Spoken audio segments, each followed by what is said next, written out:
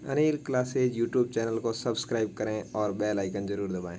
दोस्तों नमस्कार, मैं जगत सिंह गुर्जर आपके सामने रीट मैथ आज की क्लास जो चौथी है उसको लेने जा रहा हूँ। इसमें आज हम बात करेंगे इकाई अंक का किस प्रकार से अपन पता लगाएं। और इकाई अंक एक बहुत ही इम्पोर्टेंट क्वेश्चन है जो आगामी परीक्षाओं में पूछा भी जाता है, जैसे कि अपनी रेलवे के एग्ज़ाम होती हैं, एसएससी के एग्ज़ाम होती हैं और रीट के एग्ज़ाम अपनी जो एक तो 2011 वाली, 2012 वाली, 2015 वाली, 2017 वाली जो 4 एग्ज़ाम हुई हैं उनमें भी इकाई अंक का सवाल पूछा गया है। और ज़्यादातर सवाल पूछने की इसमें से आवश्यकता भी रहती है क्योंकि ज़्यादातर ये सवाल गलत भी होता है। तो आज हम इकाई अंक को किस प्रकार से पहचानेंगे, इकाई अंक का किस प्रकार से पता लगाएंगे, तो आज हम बात करेंगे इकाई अंक का पता लगाना। यानी आपको घात के रूप में सवाल मिलेगा और उसमें आपको इकाई अंक का पता लगाना है कि इकाई अंक क्या आएगा। तो इस प्रकार से आपको सवाल मिलेगा। तो इकाई अंक का पता लगाने के लिए सबसे पहले आपको एक सूत्र है, भाज्य बराबर भाजक गुणा भागफल प्लस शेषफल, यह आना बहुत ही जरूरी है। भाज्य यानी ऐसी संख्या जिसमें भाग दिया जाता है, भाजक ऐसी संख्या जिसका भाग दिया जाता है, जिसमें भाग दिया जाता है, जिसका भाग दिया जाता है, और भाग देने के बाद में जो संख्या प्राप्त होती है उसको कहते हैं भागफल। और जिस संख्या में लास्ट में जब भाग नहीं जाता, जो शेष के रूप में बचता है, उसको कहते हैं शेषफल। चार बात क्लियर हो गई। अब इससे अपन पता लगाएंगे। जैसे सबसे पहले अपन बात करते हैं इकाई अंक, जैसे 0, 1, 5 और 6। यदि आपको किसी संख्या का इकाई अंक, संख्या का इकाई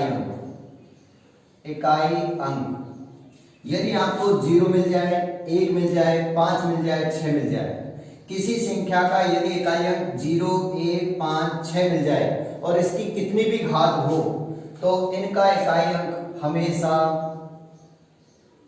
स्वयं ही आएगा, स्वयं ही आएगा। अब ये बात आपके समझ में आ गई होगी। नहीं आएगी तो मैं अब आपके सामने जब उदाहरण पेश करूंगा तो आपके स्वतः ही दिमाग में आ जाएगी। जैसे हम बात करते हैं इकाई अंक 0 की। अपन मान लो संख्या लेते हैं, मान लो हमने संख्या ली 100 और 100 की घात लगा दी मान लो 105। अब 100 संख्या है, 100 की घात 105 है, तो यहां पर जो इकाई अंक आपका 0 है, तो 0 एंटी इकाई अंक होता है। तो संख्या का इकाई अंक यदि आपका 0 है तो वो स्वयं ही रहेगा, यानी इसका उत्तर क्या रहेगा, 0 ही आएगा। यानी इकाई अंक है जो आपका क्या आएगा, 0 ही आएगा। बात समझ में आ गई। इसी कड़ी में आगे जैसे अपन एक है, मान लो हमारे पास 121 और इसकी घात होती है 26। तो यदि आप 121 को 26 बार गुणा करोगे और फिर उसमें से आप यदि इकाई अंक लगाओगे तो आपको समय बहुत ज्यादा बर्बाद होगा। तो यदि आपको केवल एक नियम याद रखना है कि यदि किसी संख्या का इकाई अंक 0, 1, 5, 6, तो यहाँ पे इकाई अंक कितना है, 1, तो 1 की घात कितनी हो गई, 26। और 1 को कितनी भी बार गुणा कर लो, यानी 1 की घात यदि हम 26 यानी 1 को 26 बार गुणा करेंगे तो आपका उत्तर क्या आएगा, 1। तो यहाँ इकाई अंक क्या रहेगा, आपका 1 रहेगा। इसी हिसाब से जैसे मान लो 5 है, मान लो 525 और 525 की घात हमने लगा दी, मान लो कितनी भी लगा दो, जैसे 76 लगा दी, तो 525 की घात कितनी है, 76। इसका मतलब इकाई अंक कौन है, 5। 5 की घात कितनी हो गई, 76। तो 5 की घात यदि आपको 76 मिल जाती है या कोई भी घात मिल जाती है तो इकाई अंक यदि आपका 5 है तो इसका उत्तर कितना आएगा, 5 ही आएगा। तो इसका उत्तर हो जाएगा 5। इसी प्रकार से आगे मान लो 6 है, तो जैसे मान लो 76 की घात होती है मान लो 81। अब यहाँ पर आपका इकाई अंक क्या है, 6, तो 6 की घात कितनी है, 81। तो 6 की घात कितनी भी मिल जाए, 5 मिल जाए, 6 मिल जाए, 7 मिल जाए, 81 मिल जाए, 100 मिल जाए, 1000 मिल जाए, तो यहाँ जब 6 की घात 81 है तो आपकी यदि इकाई अंक 6 है तो आपका आंसर भी क्या आएगा, 6 आएगा। तो कहने का मतलब यह है कि यदि आपके सामने 0, 1, 5, 6 संख्या के यदि इकाई अंक होते हैं, संख्या के क्या होते हैं, इकाई अंक, कौन कौन, ध्यान रखो, 0, 1, 5, 6 यदि संख्या के इकाई अंक होते हैं तो हमेशा उत्तर इनका खुद ही आएगा। 0 का 0 आएगा, 1 का 1 आएगा, 5 का 5 आएगा, 6 का 6 आएगा। तो ये 4 अंक तो आपके ये हो गए। आगे बात समझ में, उदाहरण आपके सामने क्लियर है, आप वीडियो को दोबारा से देखकर और आराम से समझ सकते हैं। तो ये तो हो गई 4 अंक की, तो ये बात हो गई। अब दूसरा नियम, दूसरा नियम आता है, जैसे संख्या है 3, 7 और 9। यदि आपके इकाई अंक 3 मिल जाए, 7 मिल जाए और 9, यदि इनका किसी संख्या का, यानी संख्या का इकाई अंक 3, 7, 9 होता है, तो जो इसकी घात होगी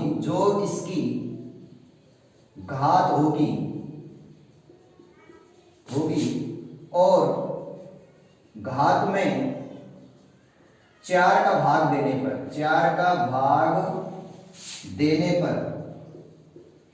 पर शेष फल 0 या कुछ अंक शेष आए, तो 0 आने पर 1 होगा, 0 आने पर 1 उत्तर होगा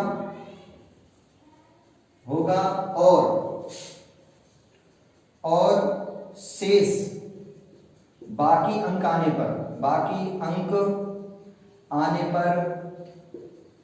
पर उसको घात के रूप में रखा जाएगा। हालांकि ये लिखने में थोड़ा सा लंबा हो गया, लेकिन जब आप इसको समझोगे तो आपको बहुत ही शॉर्टकट हो जाएगा। तो यदि एक संख्या 3, 7, 9 का अगर इकाई अंक होता है और उनको यदि आपको पता लगाना है, तो आपको क्या करना पड़ेगा। अब मैं जब आपके सामने इसके उदाहरण जो पेश करूंगा, उदाहरण का आप आराम से समझोगे तो आपके समझ में आ जाएगा कि इकाई अंक का पता कितना आसानी से लगाया जा सकता है। तो अपन बात करते हैं 3, 7, 9 की। यदि संख्या का कोई इकाई अंक हो और उसको अगर इसकी घात होगी और घात में 4 का यदि भाग दोगे, कहने का मतलब ये है कि जैसे मान लो 103 और इसकी घात हुई मान लो 22। अब यहां पर इकाई अंक कितना है? 3। सवाल वही बोल रहा है कि यदि आपका इकाई अंक 3, 7, 9, तो इकाई अंक कितना हुआ? 3। 3 की घात कितनी है? 22। 3 की घात कितनी हो गई? 22 हो गई। अब आपको क्या करना है, जो इसकी घात है, घात कितनी है? 22।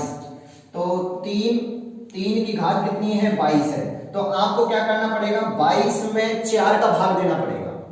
22 में क्या करोगे आप? 4 का भाग दोगे। तो 4 का भाग दोगे, 4 पंजे 20, कितना बच गया? 2। तो 3 की घात कितनी आई? 2 आ गई। यानी 4 का भाग देने पर जो शेषफल आएगा, कुछ अंक जो शेष बचेगा, तो शेष कितना बचा? 2। तो उस 2 को आप कहां रख दोगे? घात के स्थान पर रख दोगे। अब घात के स्थान पर रखने के बाद में आप 3 की घात 2 है तो 3 गुना 3 करोगे और 3 गुना 3 करने पर आपका उत्तर क्या जाएगा? 9।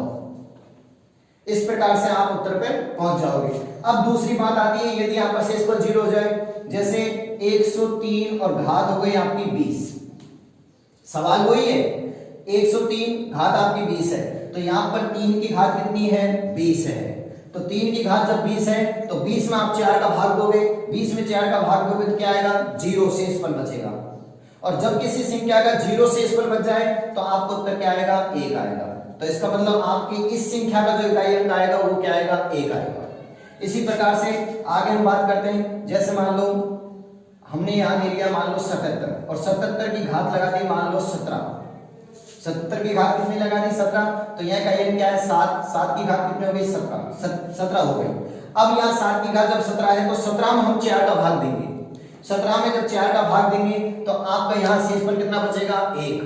और जब शेषफल आपका 1 बचेगा तो 7 को जब एक बार गुणा करेंगे तो उत्तर आपका कितना आ जाएगा? 7। यानी आपका इकाई अंक कितना आ जाएगा? 7 आ जाएगा। अब बात करते हैं 9 की। मान लो हमने ले लिया 569 ले लिया। 569 की घात लगा दी 125 लगा दी। 569 की घात कितनी लगा दी? 125। तो यहां आपकी 9 की घात यानी का ये 9 है तो 9 की घात कितनी हो गई? 125 हो गई। अब 9 की घात 125 हो गई। अब आपको क्या करना है? 125 में आप क्या करोगे? 125 में 4 का भाग दोगे। 4 का भाग दोगे, 4 दिया 12, उतारिया 5, 4 एकम 4, बच गए 1। तो आपका भाग कितनी बार गया? 31 बार। शेषफल कितना बचा? 1। तो यहां पर आप शेषफल रखोगे, जो मैंने आपको नियम लिखा है कि यदि आपका शेषफल 0 आ जाए या कुछ अंक शेष रह जाए तो अंक कितना शेष रहा? आपका 1। तो 1 को कहां रखोगे? उसको घात के रूप में रखा जाएगा। तो घात के रूप में रख दिया। अब 9 को जब एक बार गुणा करेंगे तो आपका उत्तर क्या आएगा? 9। तो इस प्रकार से आप इकाई अंक को आसानी पूर्वक निकाल सकते हो। तो आपके कितने अंक हो गए? 1 2 3 4 5 6 7, 7 अंक आपके हो चुके हैं। अगले अब बात करते हैं 2 4 और 8 की। तो ये पहला नियम आपका मिटा रहा हूं। अब आपके अंक बचे 2 4 और 8। 2 और 4 8 का किस प्रकार से आएगा? तो उसमें आपको यही नियम ध्यान रखना है। कौन से वाला? ये वाला नियम। तो अब आपका तीसरे में है 2 4 8। यदि किसी संख्या के टाइम 2 4 8 होते हैं तो आपको वही बात है जिसमें इसमें भी आप 4 का भाग देंगे, इसमें भी आप 4 का भाग दोगे। तो यहां इन दोनों में केवल इतना सा अंतर है कि जो शेष बचेगा, शेष 0 आता है, 0 आता है तो घात के स्थान पर, घात के स्थान पर, घात के स्थान पर 4 रखेंगे, 4 रखेंगे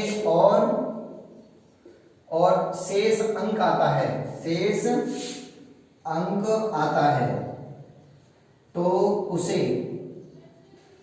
घात के स्थान पर रखेंगे, घात के स्थान पर रखेंगे।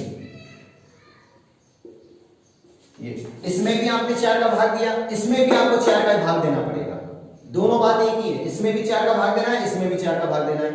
इसमें आपका सिर्फ शेषफल 0 आया था तो आपने शेषफल 0 ही रखा था। इसमें आपका यदि शेषफल 0 आता है तो उसके स्थान पर 4 रखना है।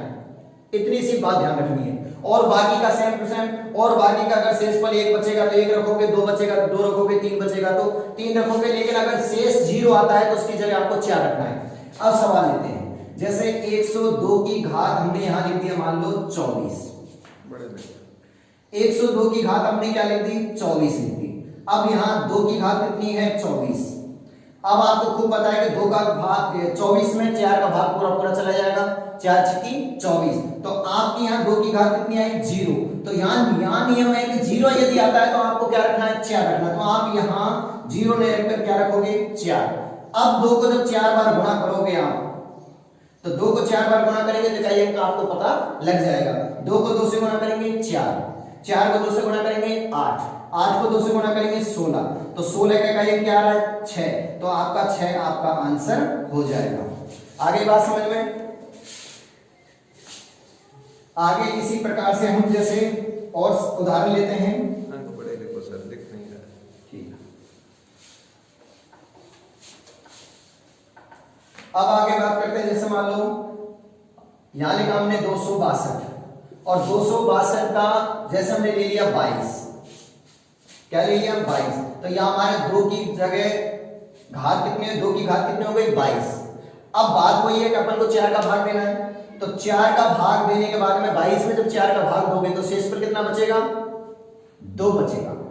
तो शेषफल यदि बचता है उसको तो रख दोगे, लेकिन यदि शेषफल 0 बचता है तो आपको 4 रखना है। ये ध्यान रखना है। यहां मैंने 4 रखा है, यहां का शेषफल 2 बचा है, तो यहां 2 को 2 बार गुणा करोगे तो आपका उत्तर क्या आ जाएगा? 4 आ जाएगा।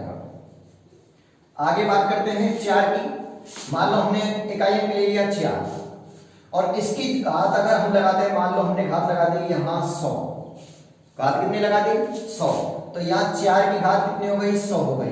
अब 100 में जब अपन 4 का भाग दोगे तो 100 में अगर 4 का भाग दोगे, 100 में यदि 4 का भाग दोगे तो पूरा पूरा भाग जाएगा, 25 बार जाएगा। तो आप जब यहां पूरा पूरा भाग गया, इसका मतलब क्या आ गया? पूरा पूरा भाग गया तो 0 आ गया। लेकिन आपको यहां 2 4 8 में यही ध्यान रखना है कि 0 नहीं लिखना, 0 की जगह क्या लिखना है? आपको 4 लिखना है। यहां भी देख लो 0 की जगह 4 लिखा, यहां भी देख लो 0 की जगह 4। तो यहां 4 को 4 बार गुणा करेंगे अपन, और 4 को 4 बार गुणा करेंगे, 4 चौको 16, 16 चौका 64 और 64 चौका 256। तो 256 में से इकाई अंक क्या आ गया? 6। और ये आपका उत्तर हो जाएगा। ये लो, आगे बात समझ में? और दोबारा देख लो एक बार और, एक तरीका निकालते हैं अपन 8 का। मान लो हमने ले लिया 168। क्या ले लिया? 168 और हमने यहां घात लगा दी 33। घात कितनी लगा दी? 33। तो हमारा इकाई अंक कौन है यहां पर? 8। 8 की घात कितनी हो गई? 33 हो गई। आपको 33 में क्या देना है? 4 का भाग देना है। तो 8 की जगह 8, 33 में जब 4 का भाग दोगे तो शेषफल कितना बचेगा? 1, क्योंकि 8 4 8 32। तो आपका शेषफल कितना बचेगा? 1। और जो शेषफल बचेगा तो 8 की घात कितनी आई? 1। और 8 को 1 बार गुणा करेंगे तो आपका क्या आएगा? 8। और ये आपका आंसर हो जाएगा। तो बहुत ही आसान तरीका था। मैंने आपको 10 अंक ले लिए। हमने 0 की बात कर ली, 1 की बात कर ली, 2 की बात कर ली, 3 की कर ली, 4 की कर ली, 5 की कर ली, 6 की कर ली, 7 की कर ली, 8 की कर ली, 9 की। एक बार और समझा देता हूं आपको। यदि आपको इकाई अंक 0, 5, 6 और 1, 0, 1, 5, 6, यदि आपको किसी संख्या के इकाई अंक मिल जाए, नियम नंबर फर्स्ट जो मैंने आपको पहले बात की थी, 0, 1, 5, 6, यदि किसी संख्या के इकाई अंक मिल जाते हैं और इनकी कितनी भी घात हो तो इनका उत्तर हमेशा यही रहेगा। यानी 0 का 0 रहेगा, 1 का 1 रहेगा, 5 का 5 रहेगा, 6 का 6 रहेगा। फिर दूसरे नियम की बात की थी हमने, 2 की, 7 की और 9 की। हमने इनके नियमों में हमने 4 का भाग दिया था। 4 का भाग देने के बाद में यदि भाग पूरा पूरा चला जाता है तो इकाई अंक क्या रहेगा आपका, घात जो रहेगी वो आपकी आ जाएगी 0, और 0 आने पर आपका उत्तर क्या आएगा, 1 आएगा। और यदि इनका भाग देने पर यदि कोई शेष बच जाता है तो शेष को घात के स्थान पर लगाएंगे और घात से उसका मान निकालेंगे, तब आपको मान का पता लग जाएगा। उसके बाद हमने बात की 2 की, 8 की और 4 की। तो 2 की, 8 की, 4 की बात, यदि भाग पूरा पूरा चला जाता है यानी शेषफल आपका 0 बचता है तो 0 के स्थान पर क्या रखना है, 4 रखना है, और जो बाकी के अंक जो आएंगे वो अंक आपके वही वही रह जाएंगे। उसके बाद में आप इनको गुणा कर लोगे, आप इकाई अंक का पता आसानी पूर्वक लगा सकते हो। तो इस प्रकार से अपन इकाई अंक का पता लगा सकते हैं और बहुत ही इंपॉर्टेंट सवाल है और ज्यादातर एग्जामों में ये सवाल पूछे जाते हैं। सवाल कैसे आएगा उसको मैं आपको एक बार एक उदाहरण से समझा देता हूं। बहुत ही आसान तरीका है, यदि आप इसका अभ्यास करोगे तो आराम से आपके समझ में आ जाएगा। हम एक उदाहरण लेते हैं।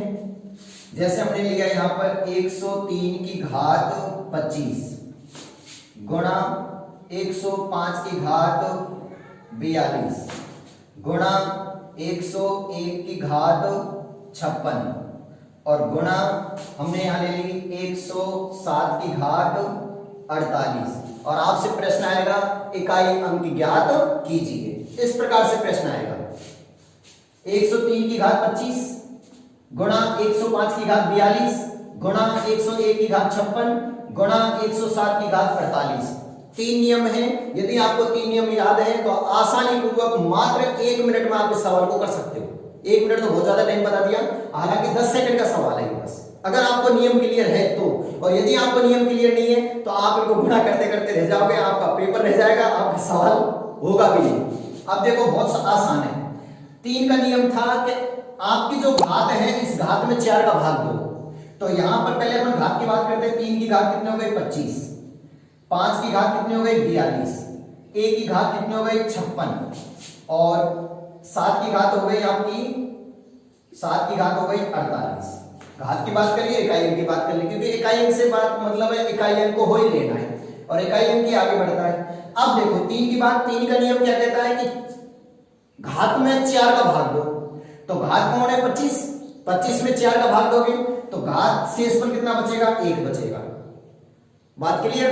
यानी अगर इकाई अंक 3, 7, 9 नियम नंबर 2 इकाई अंक 3, 7, 9 होता है तो आपको घात को पकड़ना है, घात में 4 का भाग देना है। यदि पूरा पूरा भाग जाता है तो घात 0 और यदि पूरा पूरा भाग नहीं जाता है तो जितना शेषफल बचता है उतनी घात लगानी है। तो हमने 4 का भाग दिया 25 में, कितना बचा 1 आ गया। इसी प्रकार से नियम नंबर फर्स्ट 0, 1, 5, 6, यदि इकाई अंक 0, 1, 5, 6 होता है तो उसका इकाई अंक भी वही आएगा। तो 5 की कितनी भी घात हो आपका 5 ही आएगा। तो बताओ ये नियम से क्लियर हुआ कि नहीं हुआ? उसके बाद में 1 आ गया, वही फर्स्ट नियम, 1 की कितनी भी घात हो आपका उत्तर कितना आएगा 1, तो ये भी क्लियर हो गया। उसके बाद में अब बात करते हैं 7 की। तो 7 का नियम क्या है, इकाई अंक 7 यदि है तो आपको संख्या में 4 का भाग देना है। तो 4 का भाग पूरा पूरा जा रहा है कि नहीं जा रहा? पूरा पूरा यदि जा रहा है तो 7 की घात क्या लगा दो 0 लगा दो। अब आगे हल करो, 3 की घात 1, इसका मतलब उत्तर क्या आएगा 3, 5 की जगह 5, 1 की जगह 1 और 7 की घात 0। तो 7 की घात 0 यदि है तो आपका उत्तर क्या आएगा, यहां पर 1 आएगा।